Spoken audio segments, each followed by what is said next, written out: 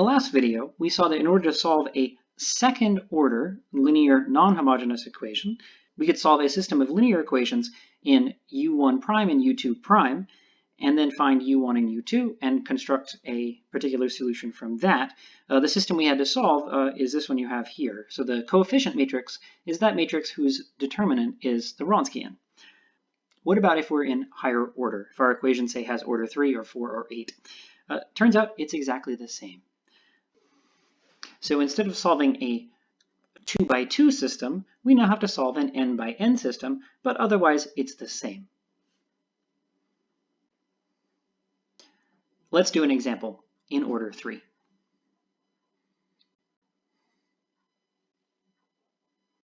The first step, of course, is to solve the associated homogeneous problem, which has L equals d plus 1 cubed, so our solutions to the associated homogeneous problem are e to the minus x, x e to the minus x, and x squared e to the minus x.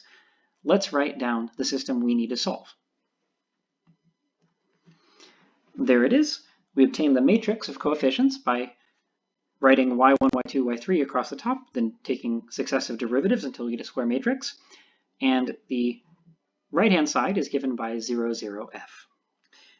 The nice thing about this particular matrix is you can factor an e to the minus x out.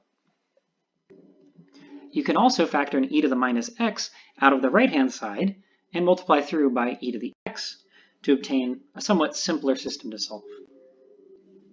So again, probably your best bet here is to use Cramer's rule to solve this. I will leave that in your capable hands. But this is how you find u1 prime, u2 prime, u3 prime. Once we get that, we're not done. We still have to integrate to find u1, u2, and u3. And then we have to set those as multiples to y1, y2, and y3. But I'll let you figure it out.